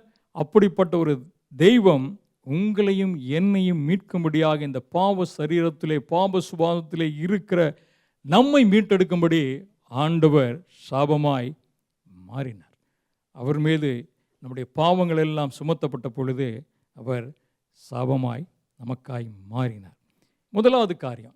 அப்போது என்ன இந்த சட்டம் அல்லது என்ன இந்த நியாயப்பிரகாரம்? வாட் இஸ் லா? நியாயப்பிரமாணம் என்றால் என்ன? உபாகமத்தின் புஸ்தகம் 4வது அதிகாரம் 44 49 வசனங்களை நீங்கள் வாசிப்பீர்கள் என்று சொன்னால், மோசே இஸ்ரவேல் ஜனங்களுக்கு கொடுக்கிற பொழுது ஒரு என்னென்ன காரியங்கள் வரப்போகிறது நியாயப்பிரமாணம் என்று சொல்லி கொடுத்து ஒரு இன்ட்ரோடக்ஷன் கொடுக்கிறார். அந்த இன்ட்ரோடக்ஷனை கொடுத்து விட்டு அடுத்த காரியங்களை அவர் சொல்லிக்கொண்டே போகிறார். 5வது அதிகாரத்தில் 1 நீங்கள் வாசிப்பீர்கள் என்று சொன்னால் 22 வசனங்களை வாசிப்போம் என்று சொன்னால் அவர் அநேக காரியங்களை சொல்லி கொண்டு வருகிறார். மோசே இஸ்ரவேல் எல்லாரையும் அழைத்து அவர்களை நோக்கி, நான் 5வது அதிகாரத்தின் 1வது வசனத்தை வாசிக்கிறேன். மோசே இஸ்ரவேலர் எல்லாரையும் அழைத்து அவர்களை நோக்கி, இஸ்ரவேலரே, நான் இன்று உங்கள் காதுகள் கேட்க சொல்லும் கட்டளைகளையும் நியாயங்களையும் கேளுங்கள். நீங்கள் அவைகளின்படியே செய்யும்படிக்கு அவர்களை கற்று கைக்கொள்ள கடவீர்கள். நம்முடைய தேவனாய் கர்த்தர் ஓரப்பிலே நம்முடைய உடன்படிக்கை பண்ணினார். அந்த உடன்படிக்கை கர்த்தர் நம்முடைய பிதாக்களுடன் பண்ணாமல் இந்நாளிலே இங்கே உயிரோடு இருக்கிற நாம் எல்லோரோடும் பண்ணினார். கர்த்தர் மலையிலே அக்னியின் நடுவில் இருந்து முகமுகமாய் உங்களோட பேசினார். கர்த்தருடைய வார்த்தையை உங்களுக்கு அறிவிக்கும்படி அக்காலத்திலே நான் கர்த்தருக்கும் உங்களுக்கும் நடுவாக நின்றேன். நீங்கள் அக்னிக்கு பயந்து மலையில் ஏறாமல் இருந்தீர்கள். அப்பொழுது அவர் சொன்னது என்னவென்றால், உன்னை அடிமைத்தன வீடாகிய ஈப்திலிருந்து புறப்பட பண்ணின உன் தேவனாய் கர்த்தர் நானே, என்னை அன்றி உனக்கு வேறே தேவர்கள் உண்டாயிருக்க வேண்டாம். அப்படியே தொடர்ந்து நம்ம வாசித்து கொண்டே வந்து சொன்னால் அவர் 10 கட்டளைகளை கொடுக்கிறார். என்னென்ன காரியங்களை செய்யக்கூடாது என்று சொல்லி அநேக காரியங்களை அவர் சொல்லிக்கொண்டே வருகிற பொழுது நீங்கள் தொடர்ந்து அதை வீட்டில் போய் வாசியுங்கள். எந்தெந்த காரியத்திலே நாம் தவறி விடுகிறோம், ஒருவேளை அது இஸ்ரவேல் ஜனங்களுக்கு கொடுக்கப்பட்டிருந்தாலும் அநேக காரியங்களை நீங்களும் நானும் நம்முடைய வாழ்க்கையிலே அதை பின்பற்ற வேண்டும். அப்படி பின்பற்றாத பொழுது நம்முடைய வாழ்க்கையிலே அநேக காரியங்கள் வந்து விடுது. அப்போ கொலை செய்யாதிருப்பாய் என்கிற ஒரு காரியத்தை சொல்கிறார் 17வது வசனத்தில். நாம் அநேக முறைகளிலே யாரையும் கொலை செய்து விடலை. ஒரு மனிதனை கத்தி எடுத்தோ குத்தியோ கொலை செய்து விடுகிறதில்லை. ஆனால் ஒரு மனிதனுடைய வாழ்க்கையிலே வார்த்தைகளால் கொன்று அல்லது அவனுடைய காரியத்தை உணர்வுகளை கொன்று எத்தனை முறை அவனை ஒரு மடிவுக்குள்ளாய் நாம் சென்று செய்கிறோம். களவு செய்யாதிருப்பாயாக, விபச்சாரம் செய்யாதிருப்பாயாக. விபச்சாரம் செய்யாத இருப்பாய் என்பது ஓல்டு டெஸ்ட்மெண்ட்டுடைய காரியம் வேறு. ஆனால் ஆண்டவராய் இயேசு கிறிஸ்து சொல்லுகிற பொழுது என்ன சொல்லுகிறார்? ஒரு பெண்ணை இச்சையோடு பார்க்கிற எவனும் அவளோட கூட விபச்சாரம் செய்தாயிற்று. எத்தனை முறை நம்முடைய சிந்தைகளிலே மாறிவிடுகிறோம். ஆண்டவருடைய காரியங்களிலே புதிய ஏற்பாட்டின் மக்களாக இருக்கிற உங்களுக்கும் எனக்கும் ஆண்டவர் வைத்திருக்கிற அந்த பெரிய காரியம், அவருடைய ஸ்டாண்டர்ட் ரொம்பவே வெரி வெரி ஹை. அந்த ஸ்டாண்டர்டுக்கு நம்மை வரும்படியாய் அவர் பார்க்கிறார். அநேக காரியங்கள் வருகிற பொழுது, இந்த சட்ட திட்டங்களை மீறுகிற பொழுது சாபம் நமக்குள்ளாய் வந்து விடுகிறது. அடுத்த ஒரு காரியம், முதலாவது சட்டம்.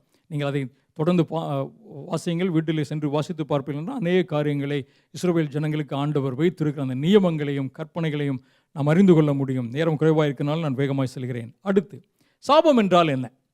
அப்போ என்று தெரியும். முதல்ல சட்டம் என்றால் என்ன என்று பார்த்து கொண்டோம், நியாய பிரமாணத்தின் காரியங்களை. அடுத்து சாபம் என்றால் என்ன? உபாகமத்தின் புஸ்தகம் 27வது அதிகாரம் 11லிருந்து 26 வசனங்களை நீங்கள் வாசிப்பீர்கள் என்று சொன்னால், 2 காரியங்களாக இஸ்ரவேல் கோத்திரங்களை 2 குழுக்களாக ஆண்டவர் பிரிக்க வைக்கிறார். மோசே சொல்லுகிற பொழுது ஒருவரை எர்சேம் மலையிலும் 6 கோத்திரங்களையும், அடுத்து ஏபேல் மலையில் 6 கோத்திரங்களையும். எர்சேம் மலையில் வைக்கிறது ஆசீர்வாதம் சொல்லப்படுகிறது, ஏபேல் மலையில் நிற்கிறவர்களை வைக்க சொல்லப்படுகிறது சாபத்தை சொல்கிறார். நீங்கள் அதை வாசித்து பாருங்கள். அநேக காரியங்களை ஆண்டவர் சொல்லி இந்த காரியங்களை செய்கிற பொழுது சாபம் இருப்பதாக சொல்லிட்டு ஆண்டவர் அடுத்த மோசையை சொல்லுகிறார். அப்படியே சொல்கிறார், ஆமேன் என்று சொல்ல கடவுள் என்று சொல்லி ஜனங்களை சொல்ல வைக்கிறார்கள். அப்படி என்றால் அப்படியே ஆக கடவுதான் என்று சொல்லி, அப்போது சாபமான காரியங்கள் வருகிறது. நான் வாசிக்கிறேன் ஒரு சில வசனங்களை. 27வது அதிகாரம், உபாகமத்தின் புஸ்தகம் 27வது அதிகாரம் 11லிருந்து ஒரு சில வசனம் வாசிக்கிறேன். மேலும் அந்நாளிலே மோசே ஜனங்களை நோக்கி, நீங்கள் யோர்தானை கடந்த பின்பு ஜனங்கள் ஆசீர்வதிக்கப்படும்படி கெர்சிம் மலையில் சிமியோன், லேவி, யூதா, இசக்கார், யோசேப்பு, பென்யமீன் என்னும் கோத்திரங்கள் நிற்க வேண்டும். சாபம் கூறப்படும் பொருட்டு ஏபேல் மலையில் ரூபன், காத், ஆசேர், செபுலோன், தான், நப்தலி என்னும் கோத்திரங்கள் நிற்க வேண்டும். அப்பொழுது லேவியர் உரத்த சத்தமிட்டு இஸ்ரவேல் புத்திரர் எல்லாரையும் பார்த்து, கர்த்தருக்கு அருவருப்பான காரியமாகிய தொழில்களுடைய கைவேலையால் செய்யப்பட்டதும் வார்ப்பிக்கப்பட்டதுமான யாதொரு விக்கிரகத்தையும் உண்டு பண்ணி ஒளிப்படத்திலே வைக்கிறவன் சபிக்கப்பட்டவன் என்பார்களாக. அதற்கு ஜனங்கள் எல்லாரும் பிரதியுத்தரமாக ஆமென் என்று சொல்வார்கள். நன்றாக கவனித்து பாருங்கள். இந்த காரியத்தை, சாபமான காரியத்தை, என்ன காரியத்தை செய்தால் அவன் சபிக்கப்பட்டவர்களாக இருப்பார் என்று சொல்லுகிறது. ஜனங்கள் எல்லாம் ஆமென் என்று சொல்லி, அப்படியே ஆக கடவுதாக என்று சொல்லி. அப்படி என்று சொன்னால் என்ன அர்த்தம்? இந்த காரியங்களை செய்கிற பொழுது அவர்கள் சபிக்கப்பட்டவர்களாக இருப்பார் என்று ஜனங்கள் அப்படியே ஆக்கடவுது. அப்போ அவர்களுக்கு தெரியும் எந்தெந்த காரியங்களை செய்தால் வாழ்க்கையிலே சாபமான காரியங்கள் வந்து விடுகிறது அப்படிங்கிறது ஜனங்களுக்கு தெரியும். ஆண்டவர் அநேக காரியங்களை சொல்லிக்கொண்டே வருகிறார்.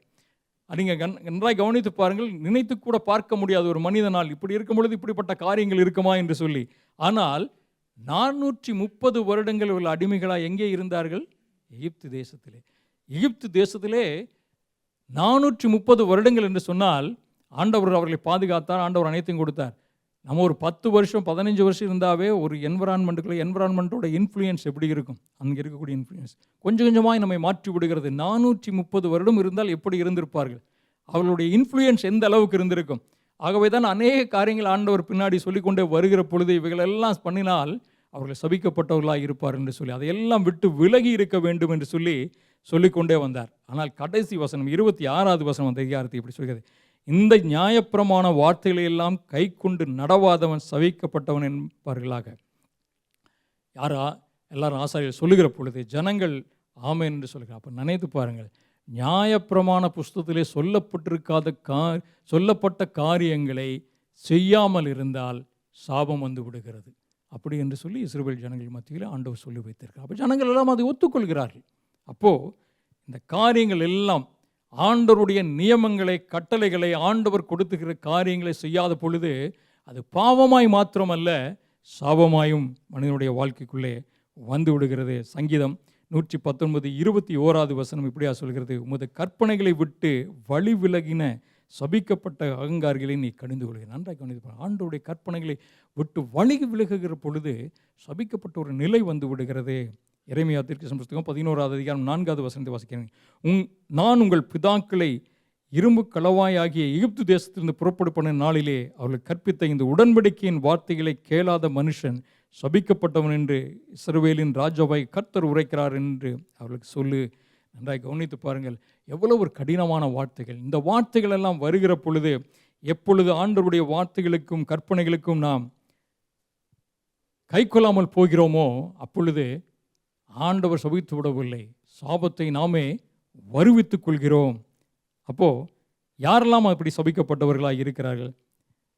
நீங்கள் நன்றாக கவனித்துப்பாங்க. அப்போது யார் சபிக்கப்பட்டவர்கள் என்று சொன்னால், ஆண்டவருடைய கற்பனைகளை அல்லது ஆண்டவருடைய காரியங்களை, நியாயப்பிரமாண வார்த்தைகளை ஆண்டவர் எழுதி வைத்திருக்கிறதை நாம் கை கொள்ளாமல் அதை தவறிவிட்டு ஆண்டவருக்கு விரோதமான காரியங்களை செய்கிற பொழுது, பாவம் செய்கிற மனிதனாய் மாத்திரமல்ல, நாமே நம்முடைய வாழ்க்கையில் என்னத்தை வரவைத்துக் கொள்கிறோம்? சாபங்களை வரவைத்துக் கொள்கிறோம். 3 காரியங்களை பார்த்தோம். முதலாவது, நியாயப்பிரமாணம் என்றால் என்ன என்று பார்த்தோம். 2வது, சாபம் என்றால் என்னங்கிறதை பார்த்தோம். 3வது, யார் சபிக்கப்பட்டவர்கள் என்கிறதையும் பார்த்தோம். 4வது, ஏன் இவைகள் வந்து விடுகிறது? என்பதை கவனித்து பாருங்கள். ஏன் இந்த சாபம் வந்து விடுகிறது? அதையும் முன்னாடியே சொன்னேன். 1 யோவான் 3:அதிகாரம் 4-5 வசனங்களை வாசிக்கிறேன். 1 யோவான் 3:அதிகாரம் 4-5 வசனங்களை வாசிக்கிறேன். பாவம் செய்கிற எவனும் நியாயப்பிரமாணத்தை மீறுகிறான், நியாயப்பிரமாணத்தை மீறுகிறதே பாவம். அவர் நம்முடைய பாவங்களை சுமந்து தீர்க்க வெளிப்பட்டார் என்று அறிவீர்கள். அவரிடத்தில் பாவமில்லை, அவரில் நிலைத்திருக்கிற எவனும் பாவம் செய்கிறதில்லை, பாவம் செய்கிற எவனும் அவரை காணவும் இல்லை, அவரை அறியவும் இல்லை. நன்றாக கவனித்து பாருங்கள். பாவம் செய்கிற எவனும் நியாயப்பிரமாணத்தை மீறுகிறான். நியாயப்பிரமாணத்தை மீறுகிற பொழுது சாபம் வந்து விடுகிறது. ஏனால் இந்த இரண்டும் ஒன்றாகவே கூடவே வந்து கொண்டே இருக்கிறது. அப்போது இப்படி கூடவே இருக்கிற பொழுது இதிலிருந்து எப்படி வெளிவருவது? அப்போது அந்த அல்லது வெளிவருவதற்கு முன்னாடி சாபம் இருக்கிற பொழுது சாபத்திற்கான தண்டனை என்ன? மரணம். அது முன்னாடியே நான் சொல்லேன்.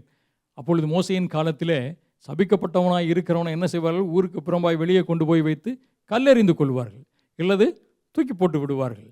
அது மரணத்தை கொண்டு விடுகிறது. ஆனால் மரணத்திலிருந்து, ஒரு சரீரப்பிரகார மரணம் அல்ல, ஆவிக்குரிய அல்லது நித்திய மரணத்திலிருந்து உங்களையும் என்னையும் மீட்கும்படி தான் ஆண்டவராகிய இயேசு கிறிஸ்து உலகத்திலே வந்தார். அவர் பாவம் அறியாதவர், பாவத்தையே காணாதவர், சுத்த கன்னர், ஒரு பரிசுத்தமுள்ள ஒரு தெய்வம். உங்களையும் என்னையும் மீட்டெடுக்கும்படிக்கு அவர் மனிதனாய் பாவ சாயலாக அல்லது மனிதனுடைய சாயலாக அவர் வந்தார். வந்து பாவம் செய்யாமல் வாழ்ந்து இந்த உலகத்திலே உங்களுக்காகவும் எனக்காகவும் மரித்து அவருடைய இரத்தத்தை சிந்தி உங்களையும் என்னையும் மீட்டெடுத்திருக்கிறார். நமக்கு அப்போ வரக்கூடிய இந்த மரணத்திலிருந்து, இந்த சாபத்திற்கான தண்டனையிலிருந்து அல்லது பாவத்திற்கான தண்டனையிலிருந்து உங்களையும் என்னை மீட்டெடுப்பதற்காக ஆண்டவராகிய இயேசு கிறிஸ்து இந்த உலகத்தில் வந்தார். 2 கொரிந்தியர் 3:6 வாசிக்கிறேன். புது உடன்படிக்கையின் ஊழியக்காரராய் இருக்கும்படி அவரே எங்களை தகுதியுள்ளவளாக்கினார். அந்த உடன்படிக்கை எழுத்திற்குரியதாய் இராமல் ஆவிக்குரியதாய் இருக்கிறது. எழுத்து கொள்ளுகிறது, ஆவியோ உயிர்ப்பிக்கிறது. அப்போ நன்றாக கவனித்து பாருங்கள். எழுத்து கொள்ளுகிறது என்று சொன்னால் நியாயப்பிரமாணமும் கட்டளையும் கொடுக்கப்பட்டிருந்தது. அவைகளை நாம் செய்யாத பொழுது, அவைகளின் தவறுகிற பொழுது மரணம் நமக்கு நியமிக்கப்பட்டிருக்கிறது. சாபமும் பாவத்துக்குரிய தண்டனையாக மரணமும் நியமிக்கப்பட்டிருக்கிறது. ஆனால் ஆண்டவர் ஆவியிலே உங்களையும் என்னையும் உயிர்ப்பிக்கிற பொழுது, அவர் இரத்தத்தினாலே கழுவி சுத்திகரிக்கிற பொழுது நித்திய ஜீவனை நமக்கு கொண்டு வருகிறது. அப்போது இதில் எப்படி இருந்து இதிலிருந்து நம்ம வெளிக்கொண்டு வருவது? இப்படிப்பட்ட காரியங்களிலிருந்து எப்படி நம்ம தப்பித்துக் கொள்வது? இந்த சாபத்திலிருந்து அல்லது நித்திய மரத்திலிருந்து எப்படி தப்பித்துக் கொள்வது? கலாத்தியருக்கு எழுதின நிருபம் 3வது அதிகாரம் தியான வசனமாய் கொடுக்கப்பட்டிருந்த அந்த 13வது வசனத்தையும் 14வது வசனத்தையும் வாசிக்கிறேன். மரத்திலே தூக்கி போடப்பட்ட எவனும் சபிக்கப்பட்டவன் என்று எழுதியிருக்கிறபடி கிறிஸ்து நமக்காக சாபமாகி நியாயப்பிரமாணத்தின் சாபத்திற்கு நம்மை நீங்களாக்கி மீட்டு கொண்டார். அங்கேயே பவுல் முடிக்கல, அடுத்த ஒரு காரியத்தை சொல்கிறார். ஆபிரகாமுக்கு உண்டான ஆசீர்வாதம் கிறிஸ்து இயேசுவினால் புறஜாதிகளுக்கு வரும்படியாகவும் ஆவியை குறித்து சொல்லப்பட்ட வாக்குத்தத்தை நம் விசுவாசத்தினை பரும்படியாகவும் இப்படி ஆயிற்று. நன்றாக கவனித்துப்பாங்க. அப்போ ஆண்டவர் எதற்காய் வந்தார்? ஆபிரகாம் கொடுக்கப்பட்ட அந்த ஆசீர்வாதத்தின் காரியங்கள், ஒருவேளை உலகப்புறம் ஆசீர்வாதமான காத்திரீங்களே, நித்தியத்திற்கான ஆசீர்வாதங்கள். ஆபிரகாம் விசுவாசித்தார், அவர் காணவில்லை. விசுவாசித்து ஆண்டவர் சொல்லுகிறபடி ஆண்டவருடைய கட்டளைகளுக்கு கீழ்ப்படிந்து போகிற இடம் இன்னதென்று தெரியாமல் போனார். அவர் மூலமாய் சந்ததி, எல்லா சந்ததிகளும் அவருக்குள்ளாய் ஆசீர்வதிக்கப்பட்டிருந்தது. அப்போ ஆண்டவர் உங்களையும் என்னையும் ஆசீர்வதிக்கும்படியாக ஆண்டவர் என்ன செய்தார்? சாபமாய் மாறினார். அவர் சாபமாய் மாறினபடினாலே தான் நீங்களும் நானும் நித்தியமாய் மரணத்துக்குள் சென்று விடாதபடிக்கு பாவ கட்டுகளிலிருந்து விடுவிக்கப்பட்டு, சாபங்களிலிருந்து விடுவிக்கப்பட்டு, ஆண்டவரோடு கூட என்னாலும் இருக்கிற அந்த நித்திய ஜீவனுக்குள் பிரவேசிக்கக்கூடிய அந்த மிகப்பெரிதான பாக்கியத்தை கொடுத்திருக்கிறார். ரோமருக்கு எழுதின நிருபம் 7வது அதிகாரம் 8வது அதிகாரத்தை நம்ம தொடர்ந்து வாசித்து கொண்டே வருகின்ற பவுல் ரொம்ப அழகாக எழுதி கொண்டே வருகிறார். 1 நீங்கள் 7 21 6 வசனங்களை நீங்கள் வாசிப்பீர்கள் என்று சொன்னால், நியாயப்பிரமாணத்திலிருந்து நாம் எப்படி விடுவிக்கப்படுகிறோம் என்பதை குறித்து பவுல் ரொம்ப தெளிவாய் ரோமருக்கு எழுதுகிற பொழுது அவர் எழுதி கொண்டே வருகிறார். நியாயப்பிரமாணத்தை அறிந்திருக்கிறோடனே பேசுகிறேன் சகோதரரே, ஒரு மனுஷன் உயிரோடு இருக்கும் அளவும் நியாயப்பிரமாணம் அவனை ஆளுகிறது என்று அறியாமல் இருக்கிறீர்களா? அது எப்படி எனில், நீங்கள் அவர் அழகாய் சொல்கிறார், ஒரு கணவன் மனைவிக்குரிய காரியத்தை அவர் உறவை வைத்துக்கொண்டு, எப்படி ஒரு திருமணமான ஒரு கணவனுக்கு மனைவிக்கு உறவு இருக்கிற பொழுது எப்பொழுது அவள் உறவில் இருக்கிறார்களோ, அல்லது அவர்களிலே அந்த உறவு எப்பொழுது கணவன் மரித்து விடுகிறார், அப்போ மனைவி அந்த உடன்படிக்கையிலிருந்து விடுபட்டவளாக இருக்கிறார் என்று சொல்லப்படுகிறது போல அவர் சொல்லிக்கொண்டே வந்துவிட்டு அநேக காரியங்கள் சொல்கிறார். அப்போ நியாயப்பிரமாணம் எப்படி ஒரு மனிதனை ஆண்டு கொண்டே வருகிறது என்று சொல்லுகிறார். அது எப்படி எனில், புருஷனுடைய ஸ்திரீ தன் புருஷன் உயிரோடு இருக்கணும் நியாயப்பிரமாணத்தின்படியே அவனுடைய நிபந்தனைக்கு உட்பட்டிருக்கிறாள். புருஷன் மரித்த பின்பு புருஷனை பற்றிய பிரமாணத்தினின்று விடுதலையாயிருக்கிறாள். ஆகையால் புருஷன் உயிரோடு இருக்கையில் அவன் வேறொரு புருஷனை விவாகம் பண்ணினார், விபச்சாரி எண்ணப்படுவாள். புருஷன் மரித்த பின்பு அவள் அந்த பிரமாணத்தினின்று விடியானபடியால் வேறொரு புருஷனை விவாகம் பண்ணினாலும் விபச்சாரி அல்ல. அப்படி போல என் சகோதரரே, நீங்கள் மரித்தோரிலிருந்து எழுந்து கிறிஸ்து என்னும் வேறுடையவர்களாகி தேவனுக்கென்று கனி கொடுக்கும்படி கிறிஸ்துவின் சரீரத்தினாலே நியாயப்பிரமாணத்துக்கு மரித்தோர்களானீங்களே. நன்றாக கவனித்து பாருங்கள். அப்போ நியாயப்பிரமாணத்தின் கட்டுகளுக்குள்ளாய் அல்லது அந்த காரியங்களை நாம் நிறைவேற்ற முடியாமல் போகிற பொழுது, அது கடினமாய் இருக்கிற பொழுது அநேக முறை நாம் தவறி விடுகிறோம். நம்முடைய சுபாவம் அது. அந்த சுபாவத்திலிருந்து தவறுகிற பொழுது, கிறிஸ்துவினாலே மீட்கப்படுகிற பொழுது, கிறிஸ்துவுக்குள்ளானவர்களாய் அல்லது கிறிஸ்துவுக்கு சொந்தமுடையவர்களாய் மாறுகிற பொழுது, நியாயப்பிரமாணத்தின் கட்டுகளில் இருந்து நீங்களும் நானும் விடுவிக்கப்பட்டிருக்கிறோம். அப்போ நியாயப்பிரமாணத்தை நம்ம பின்பற்றக்கூடாதா? இல்லை, நியாயப்பிரமாணம் இருக்கிறது. நியாயப்பிரமாணத்தை சொல்லப்பட்டிருக்கிற காரியங்கள் எல்லாவற்றையும் நாம் செய்தாக வேண்டும். ஆனால் அதில் இருந்து தவறுகிற பொழுது நாம் நித்தியமான மரணத்துக்குள்ளே சென்று விடுகிறதில்லை. ஆண்டவருடைய இயேசு கிறிஸ்துவனுடைய இரத்தத்தாலே மீட்கப்படுகிற பொழுது, மன்னிப்பு அளிக்கப்படுகிற பொழுது நித்தியமான ஒரு வாழ்வு நமக்கு உண்டாகியிருக்கிறது. நீங்கள் அதை தொடர்ந்து வாசிப்பீர்கள் என்று சொன்னால், அவர் சொல்லுகிற பொழுது நியாயப்பிரமாணத்திலிருந்து கொடுக்கப்படுகிறதான அந்த விடுதலை குறித்து சொல்லிக்கொண்டே போகிறார். அது மாத்திரமல்ல, அவர் 7-25 வசனங்களை நீங்கள் வாசிப்போம் என்று சொன்னால், நியாயப்பிரமாணம் ஒரு நாளும் நம்ம என்ன பண்ணாது? ரட்சிக்காது. ஆண்டவராகிய இயேசு கிறிஸ்துவை நீங்கள் நானும் விசுவாசித்து அவரை சொந்த இரட்சகராய் ஏற்றுக்கொள்கிற பொழுதுதான் அவருடைய இரத்தத்தினாலே மீட்பு உண்டாயிருக்கிறது என்று சொல்லப்பட்டிருக்கிறது. அது மாத்திரமல்ல, நீங்கள் ரோமர் 8வது அதிகாரம் 1-11 வசனங்களை நீங்கள் வாசித்து பார்ப்பீர்கள் சொன்னால், உள்ளான மனிதனுடைய பாவத்திலிருந்து அல்லது பாவ சுவாதத்திலிருந்து ஆண்டவராகிய இயேசு கிறிஸ்து நமக்கு விடுதலையை தருகிறார் என்று சொல்லப்பட்டிருக்கிறது. அதோடு கூட அவர் நிறுத்திவிடவில்லை. நீங்கள் தொடர்ந்து நம்ம வாசிக்கிற பொழுது, ரோமருக்கு எழுதின நிருபம் 8வது அதிகாரம் 12-17 வசனங்களை வாசிக்கிற பொழுது, ஆண்டவர் அவருடைய ஆவியினாலே உங்களுக்கும் எனக்கும் புத்திர சுவாகாரத்தின் ஆவியை தந்திருக்கிறார்.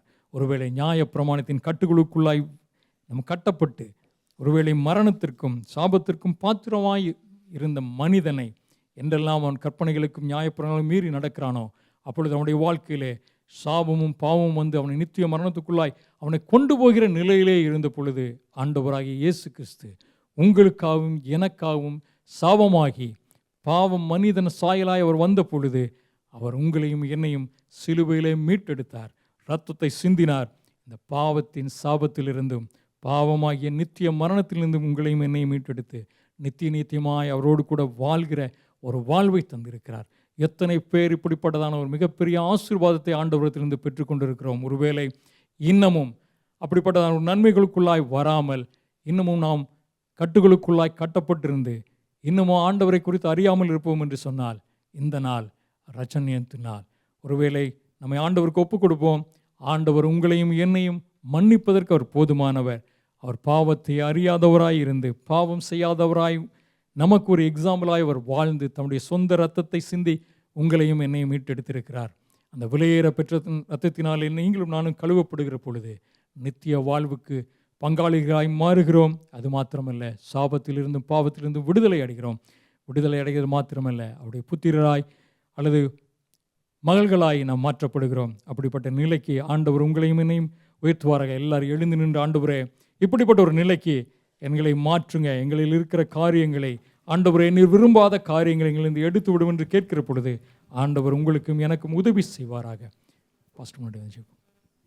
ஸ்தோத்திரம். நம்ம எல்லாரும் ஆண்டவருடைய சமூகத்தில் கேட்ட வார்த்தைக்கு நேராக நம்மை அர்ப்பணித்து, மரத்தில் தூக்கப்பட்ட எவனும் சபிக்கப்பட்டவன் என்று எழுதியிருக்கிறது. நியாயப்பிரமாணம் சிலுவையை ஒரு சாபத்தின் அடையாளமாய் காண்பித்தது.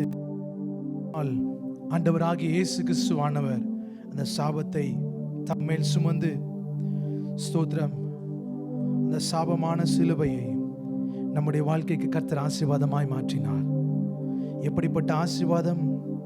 நித்திய ஜீவன் என்ற ஆசீர்வாதம், புத்திர சுவிகாரத்தின் ஆவி என்ற ஆசீர்வாதம். ஓ, ஆபிரகாமின் ஆசீர்வாதத்தை ஆண்டவர் நமக்காக அந்த சிலுவையில ஸ்தோத்திரம் சாபமானார் என்று சொல்லி நாம் பார்த்தோம் அல்லவா? இந்த மாலை நேரத்தில் ஹல்லேலூயா ஆண்டவரே, உம்முடைய வார்த்தைக்கு நேராய் வசனத்துக்கு நேராய் ஒரு விஷயம் கூட நாங்கள் எங்களை அர்ப்பணிக்கிறோம். ஹல்லேலூயா. எங்களுக்காய் சாபமானீர். நாங்கள் ஆண்டவரே சுமக்க வேண்டிய சாபத்தை இயேசுவானவர் நீர் எங்களுக்காக அந்த கல்வாரி சிலுவையில சுமந்து தீர்த்தீர் அப்பா. ஹல்லேலூயா. நாங்கள் ஆண்டவரே அந்த சிலுவையினால இன்றைக்கு நல்ல நிலைமைக்குள்ளாக, நல்ல வாழ்வுக்குள்ளாக ஆண்டவரே ஸ்தோத்திரம், நம்பிக்கையுள்ள வாழ்வுக்குள்ளாக, நித்திய ஜீவனுக்கு நேராக, மகனாக மகளாக புத்திர சுவிகாரத்தை கர்த்தர் எங்களுக்கு கொடுத்திருக்கிறீங்களாப்பா. ஆபிரகாமின் ஆசீர்வாதத்தை தேவன் எங்களுக்கு கொடுத்திருக்கிறீங்களா ராஜா? உமக்கு நன்றி செலுத்துகிறோம். ரட்சிப்பை எங்களுக்கு தந்தீங்களே ஆண்டவரே ஸ்தோத்திரம். அந்த சாபமான அந்த சிலுவையை நாங்கள் நோக்கி பார்த்ததுனால ஓ ஸ்தோத்திரம் ராஜா. ஹல்லேலூயா. எங்கள் வாழ்க்கை நன்மையாய் மாறினதே, ஆசீர்வாதமாய் மாறினதே உம்மை விசுவாசித்தபடினால ஆண்டவரே. நாங்கள் ஆண்டவரே ஹல்லேலூயா உமக்கு புத்திரர்களாய் மாறினோமே ராஜா. ஓ ஹல்லேலூயா. ஆண்டவருக்கு நேராக நம்மை ஒரு விஷயம் கூட அர்ப்பணித்து ஆண்டவரே இந்த மாலை நேரத்தில் ஒரு விஷயம் கூட நம்முடைய சமூகத்தில் எங்களை அர்ப்பணிக்கிறோம். ஒரு விஷயம் கூட ஆண்டவரே கர்த்தர் எங்களை கழுவுங்க, புதுப்பிங்க. ஹல்லேலூயா ஆண்டவரே ஸ்தோத்திரம். நாங்கள் கரைதரை அற்றவர்களாய் உம்முடைய சமூகத்தில் காணப்பட, உம்முடைய நித்திய வாழ்வுக்கு நேராய், நித்திய ஜீவனுக்கு நேராய் கரைதரை அற்றவர்களாய் காணப்பட ஆண்டவரே ஸ்தோத்திரம் அப்பா. எங்களுக்காய் சாபமானீர். ஹல்லேலூயா. நாங்கள் ஆண்டவரே இந்த உலகத்தில் ஆசீர்வாதமாய் வாழுவதற்கு, நன்மையாய் வாழுவதற்கு, சுகமாய் வாழுவதற்கு ஓ ஹல்லேலூயா கர்த்தர் எங்களுக்காய் அந்த கோர சிலுவை சுமந்தீரே ராஜா. உமக்கு நன்றி செலுத்துகிறோம், நன்றி செலுத்துகிறோம், நன்றி செலுத்துகிறோம். ஒரு விஷயம் கூட எங்கள் வாழ்க்கையை உடைய சமூகத்தில் அர்ப்பணிக்கிறோம். கேட்ட வார்த்தைக்கு நேராக வசனத்துக்கு நாங்கள் எங்கள் தாழ்த்தி அர்ப்பணிக்கிறோம் ராஜா. தொடர்ந்து எங்கள் வாழ்க்கையில கர்த்தர் இடைப்படுங்க, கிரியை செய்யுங்க. இயேசுவின் பரிசுத்த நாமத்தில் ஜெபிக்கிறோம் நல்ல பிதாவே, ஆமென், ஆமென். ஆண்டவருடைய சமூகத்தில் ஆசீர்வாதங்களை பெற்றுக்கொள்வோமாக. கர்த்தராகிய இயேசு கிறிஸ்துவின் கிருபையும் பிதாவாகிய தேவனுடைய அன்பும் பரிசுத்த ஆவியினுடைய அன்பும் ஐக்கியமும் சந்தோஷமும் சமாதானமும் பாதுகாப்பும் அரவணைப்பும் நாம் அனைவரோடும் கூட என்றென்றைக்கும் நிலைத்திருப்பதாக. ஆமென். சேர்ந்து சொல்வோம். என் ஆத்துமாவே கர்த்தரை ஸ்தோத்திரி, என் முழு உள்ளமே பரிசுத்த நாமத்தை ஸ்தோத்திரி.